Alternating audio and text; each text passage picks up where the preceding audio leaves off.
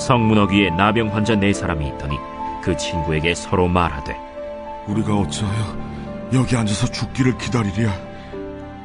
만일 우리가 성읍으로 가자고 말한다면 성읍에는 굶주림이 있으니 우리가 거기서 죽을 것이요, 만일 우리가 여기서 머무르면 역시 우리가 죽을 것이라. 그런즉 우리가 가서 아람 군대에게 항복하자. 그들이 우리를 살려두면 살 것이요, 우리를 죽이면 죽을 것이라 하고 아람 진으로 가려 하여 해질 무렵에 일어나 아람 진영 끝에 이르러서 본즉 그곳에 한 사람도 없으니 이는 주께서 아람 군대로 병거 소리와 말 소리와 큰 군대의 소리를 듣게 하셨으므로 아람 사람이 서로 말하기를, 이스라엘 왕이 우리를 치료하여 햇사람의 왕들과 애굽 왕들에게 값을 주고 그들을 우리에게 오게 하였다 하고 해질 무렵에 일어나서 도망하되 그 장막과 말과 나귀를 버리고 진영을 그대로 두고 목숨을 위하여 도망하였습니다. 그 나병 환자들이 진영 끝에 이르자 한 장막에 들어가서 먹고 마시고 거기서 은과 금과 의복을 가지고 가서 감추고 다시 와서 다른 장막에 들어가 거기서도 가지고 가서 감춥니다. 나병 환자들이 그 친구에게 서로 말하되, 우리가 이렇게 해서는 아니 되겠도다.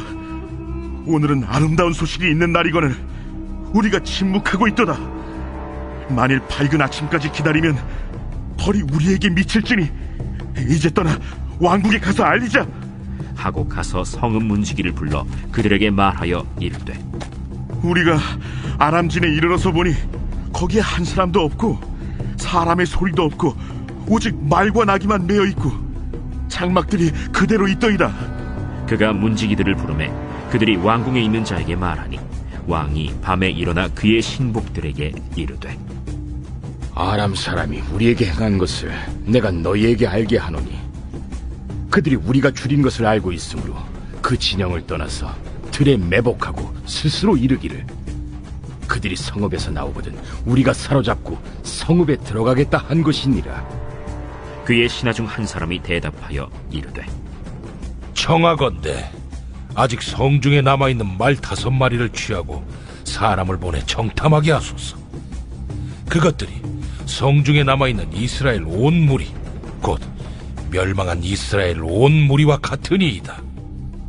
그들이 병거 둘과 그 말들을 취한지라 왕이 아람 군대 뒤로 보내며 가서 정탐하라. 그들이 그들의 뒤를 따라 요단에 이른즉 아람 사람이 급히 도망하느라고 버린 의복과 병기가 길에 가득하였더라. 사자가 돌아와서 왕에게 알리니 백성들이 나가서 아람 사람의 진영을 노략한지라. 이에 고운 밀가루 한 스아에 한 세겔이 되고 보리 2스아가 한 세겔이 되니 여호와의 말씀과 같이 되었고 왕이 그의 손에 의지하였던 그의 장관을 세워 성문을 지키게 하였더니 백성이 성문에서 그를 밟음에 하나님의 사람의 말대로 죽었으니 곧 왕이 내려왔을 때 그가 말한 대로라. 하나님의 사람이 왕에게 말한 바와 같으니 이르기를, 내일 이맘때 사마리아 성문에서 보리 2스아를 한 세겔로 매매하고 고운 밀가루 한 스아를 한 세겔로 매매하리라. 그때에 이 장관이 하나님의 사람에게 대답하여 이르되, 여호와께서 하늘에 창을 내신들 어찌 이 일이 있으랴. 내가 내 눈으로 보리라. 그러나 그것을 먹지는 못하리라 하였더니 그의 장관에게 그대로 이루어졌으니 곧 백성이 성문에서 그를 밟음에 죽었더라. 여러분 반갑습니다. 오늘도 큐티로연은 기막힌 하루입니다. 본문 말씀 11개야 7장 3절부터 20절의 말씀입니다. 어제 큐티 말씀에서 이제 아람의 군대가 사마리아의 모든 성읍을 둘러 진치고 전쟁을 벌이는 모습을 우리는 보았습니다. 이렇듯 늘 전쟁과 같은 국가 위기가 발생하면 권력 있고 돈 있는 사람들은 어떻게든 살아갑니다.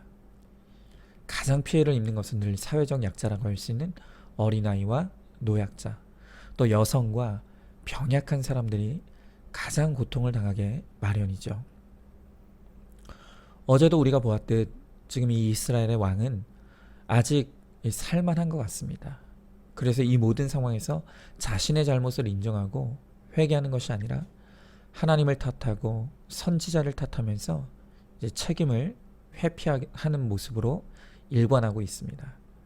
그러나 오늘 3절 이하부터 등장하는 이 나병 환자들, 이들에게는 지금 이 상황에서 더 이상 살 방법이 없었습니다. 성에 있으나 또 자신들이 있는 곳에 있으나 죽을 것은 뻔하니 이렇게 방법이 없어지고 한계 상황에 이르러 이들이 택한 것이 바로 항복하는 것이었습니다.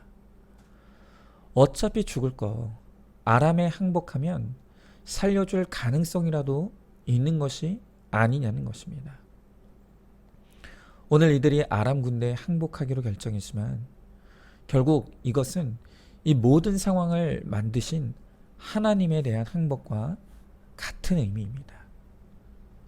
여러분, 우리가 하나님을 인격적으로 만난다는 것은 다른 것이 아니라 하나님 앞에 완전히 항복하는 것을 의미합니다. 하나님 앞에서 내가 항복한다는 것이 무엇을 의미합니까? 내가 100% 죄인인 것을 자백하고 내가 할 수 있는 것이 아무것도 없음을 인정하면서 오로지 하나님의 은혜를 구하는 것, 그것이 하나님 앞에 항복하는 자의 모습입니다. 보통 우리들에게 이 항복이라는 단어는 결코 좋은 의미가 아니죠. 인간에게 있어서 항복이라는 것은 곧 패배이고 실패를 의미하기에 사람들은 항복하는 것을 수치스럽게 여깁니다. 그래서 인간은 하나님께도 항복하기를 거절합니다. 하나님을 믿는다고 하는 하나님의 사람들 가운데서도 여전히 내가 힘이 남아있는 이상 하나님과 대적하고 싸우고 반항하려고 하죠. 그리고 하나님 없이도 내 힘으로 얼마든지 살 수 있다는 것을 우리는 증명하고 싶어 합니다. 제가 지금도 잊지 못하는 것이 우리 교회 한 성도님이 저에게 한 번은 이런 말씀을 하셨습니다. 목사님, 저는 요즘 제일 싫어하는 찬양이 한 곡이 있다고. 그래서 그게 뭐냐 물었더니 여러분 아시는지 모르겠습니다. 나는 아무것도 아닙니다. 이 찬양이 자신은 너무 듣기가 싫다는 것입니다. 이 찬양의 가사가 이런 찬양 아닙니까? 나는 아무것도 아닙니다. 주님의 사랑이 없으면. 나는 아무것도 모릅니다. 주님의 지혜가 없으면. 나는 아무것도 못합니다. 주님의 능력이 없으면. 나는 한순간도 못 삽니다. 주님의 생명이 없으면. 이제는 내가 사는 것이 아니요 그리스도 안에 사시니 오직 그의 생명이 나의 생명, 나의 모든 날들도 주의 것. 여러분, 이 찬양의 가사를 우리가 한 구절 한 구절 묵상하다 보면 정말 이 찬양의 가사의 고백이야말로 하나님 앞에 항복한다는 것이 어떤 의미인지를 아주 잘 드러냅니다. 그런데 이 성도님은 이 찬양의 가사를 들으면 너무 화가 난다는 거예요. 내가 너무 무기력하게 느껴지고 내가 쓸모없는 사람처럼 그렇게 느껴진다는 것입니다. 여전히 이분은 우리 인간이 하나님의 은혜 없이는 살 수 없는 그런 존재라는 우리 존재의 본질을 인정하고 싶지 않은 것이죠. 여러분, 그러나 이것이 어디 이 성도님 뿐이겠습니까? 모든 사람에게는 하나님께 항복하기를 싫어하는 이 자존적인 교만이 있습니다. 하나님은 우리 스스로 하나님 앞에 항복할 수 없는 존재라는 것을 너무 잘 아십니다. 그리하여 하나님은 우리가 항복할 수밖에 없는 환경과 상황으로 우리를 몰아가시는 것입니다. 누구든지 육이 무너지지 않으면 영이 세워질 수 없기에 하나님은 이 사람한테는 자녀 고난을 통해 항복하게 하시고, 또 이 사람한테는 돈 고난을 통해 항복하게 하시고, 또 이 사람한테는 남편 고난을 통해, 또 이 사람에게는 병 고난을 통해, 그 사람에게 딱 알맞는 고난을 통해 우리로 하여금 항복하고 주님 앞에 나오도록 하신다는 것입니다. 그런데 나의 항복을 위해 허락하신 환경과 붙여주신 사람에 지지 않겠다고 전쟁을 포기하지 않으니까 인생이 피곤하고 힘이 드는 것입니다. 하나님의 이끄심에 순종하여 항복하는 사람은 패배자가 아닌 그때부터 하나님이 주시는 참된 승리를 누리게 됩니다. 세상에서의 항복은 패배이지만 하나님께 항복하는 것은 곧 진정한 승리의 시작을 의미하는 것입니다. 자, 질문해 보시죠. 여러분은 항복이라는 단어가 어떻게 느껴지십니까? 지금 하나님께서 나를 항복시키려고 일으키신 전쟁의 대상이 누구 혹은 무엇입니까? 빨리 항복하는 것이 빨리 승리하는 것임을 믿으시기 바랍니다. 자, 이제 이렇게 항복하여 하나님께서 일으키신 승리를 목격했던 나병 환자들이 아람 군대의 진에 들어가서 먹고 마시고 은과 금과 의복을 취하며 기쁨을 만끽합니다. 그런데 그렇게 즐거움을 만끽하던 중 갑자기 9절에서 그 나병 환자들 가운데 한 사람이 두려움을 느끼기 시작합니다. 그리고 다른 동료들에게 말하기를 오늘은 아름다운 소식이 있는 날이거늘 우리가 침묵하고 있도다. 만일 밝은 아침까지 기다리면 벌이 우리에게 미칠지니 이제 떠나 왕궁에 가서 알리자고 합니다. 자, 여러분, 바로 이 모습이 구원받은 택자가 갖는 거룩한 부담감입니다. 하나님께서는 영생이라고 하는 값을 매길 수 없는 엄청난 구원을 우리들에게 아무 대가 없이 선물로 주셨습니다. 그러나 이제 구원받은 하나님의 사람들에게 예외 없이 하나님은 그것을 내가 대가 없이 받은 이 구원이라는 선물을 다른 사람들에게도 알리고 나눠주라고 하는 우리 안에 거룩한 부담감을 부어주신다는 것이에요. 누구도 나는 구원은 좋지만 사명은 싫다고 말할 수 있는 사람은 아무도 없다는 것입니다. 여러분, 이 구원과 사명은 동전의 양면과 같습니다. 구원 받았습니까? 그렇다면 그 구원은 다른 사람의 구원을 위한 사명으로 반드시 연결되어야 하는 것입니다. 하나님께서 진정으로 구원받은 하나님의 사람에게는 내 의지와 상관없는 그 사명의 거룩한 부담감을 우리 안에 부어주시고 계시다는 것입니다. 그러므로 구원은 엄밀히 말하면 공짜는 아닙니다.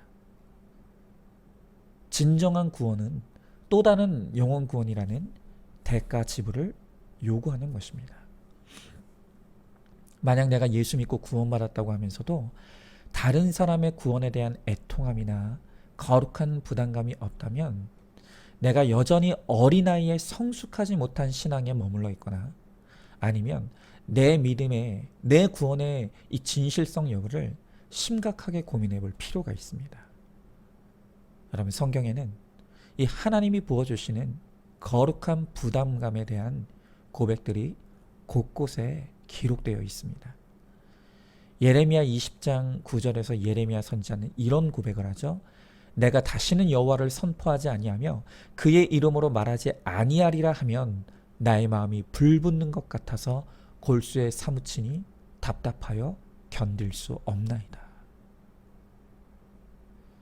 내가 하나님에 대해서 말하지 않고 선포하고 싶지 않아도 내 마음에 불붙는 것 같은 이 거룩한 부담감을 하나님이 부어주시기에 내가 입술을 열어 복음을 전하지 않으면 답답하여 견딜 수가 없다는 것입니다.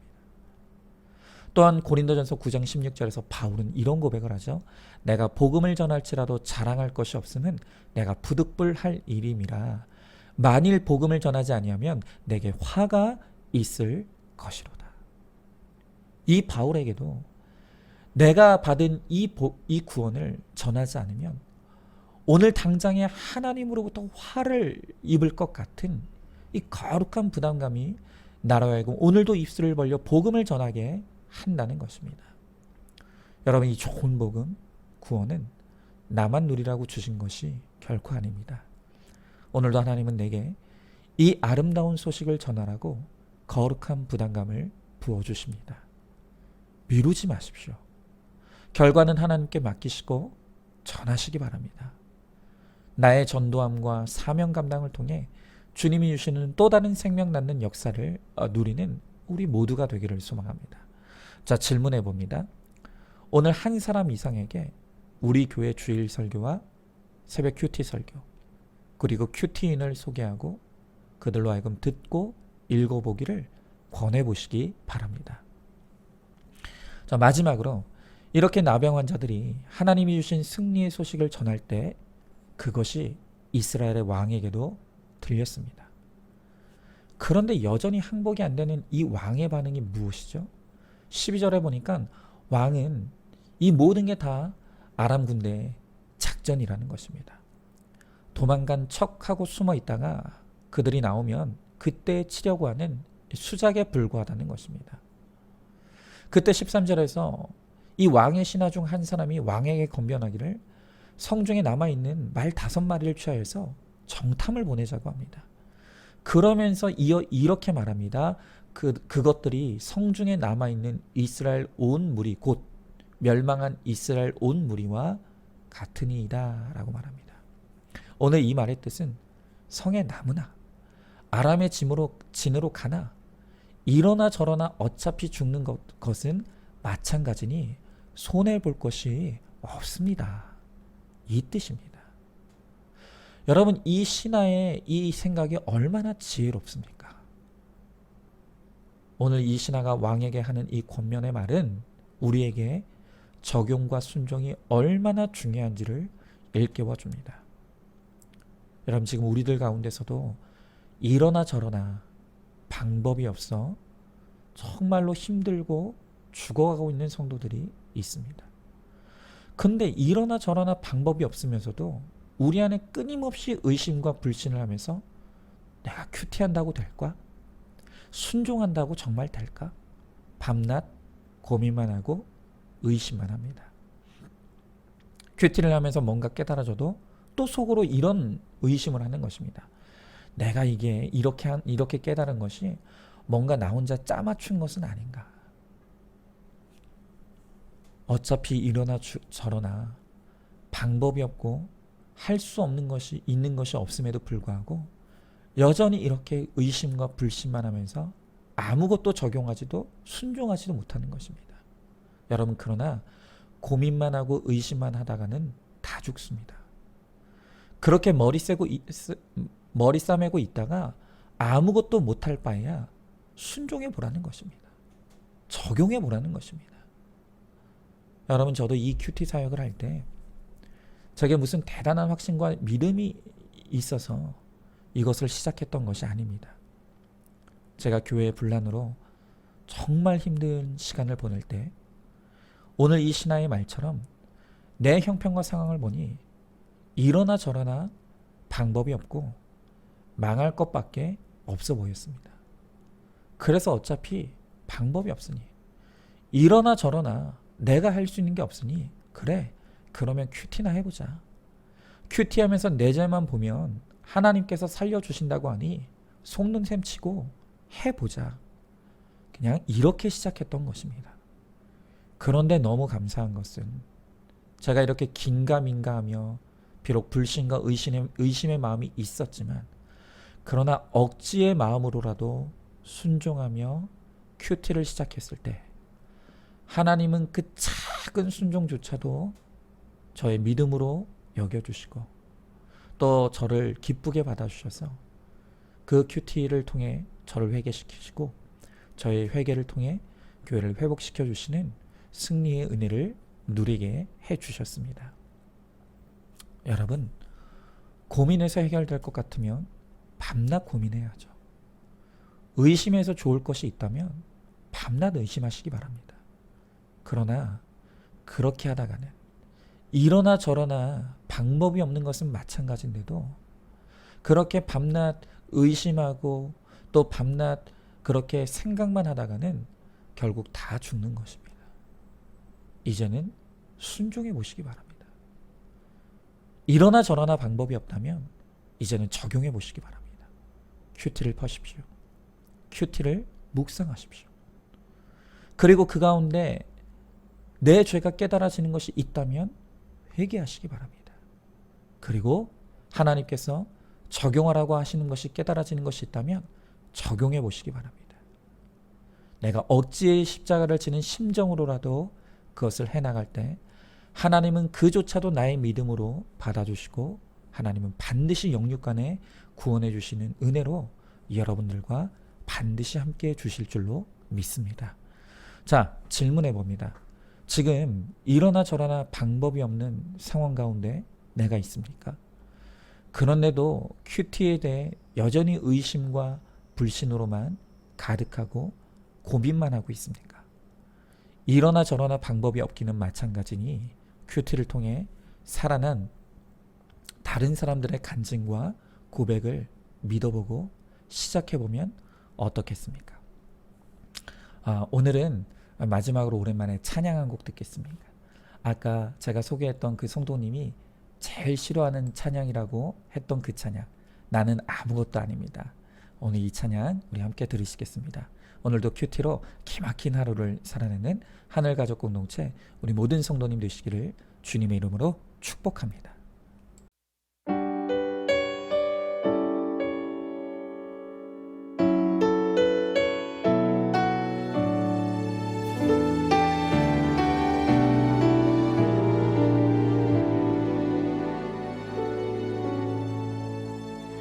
나는 아무것도 아닙니다. 주님의 사랑이 없으면 나는 아무것도 모릅니다. 주님의 지혜가 없으면 나는 아무것도 못합니다. 주님의 능력이 없으면 나는 한순간도 못 삽니다. 주님의 생명이 없으면 이제 내가 사는 것 아니요 그리스도 내 안에 사시니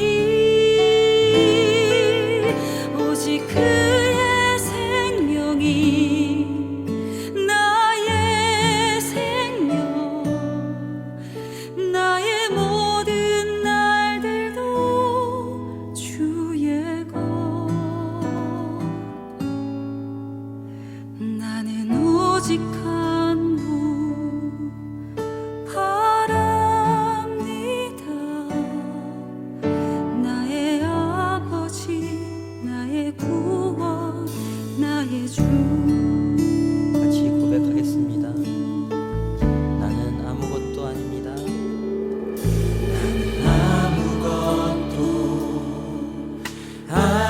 아닙니다.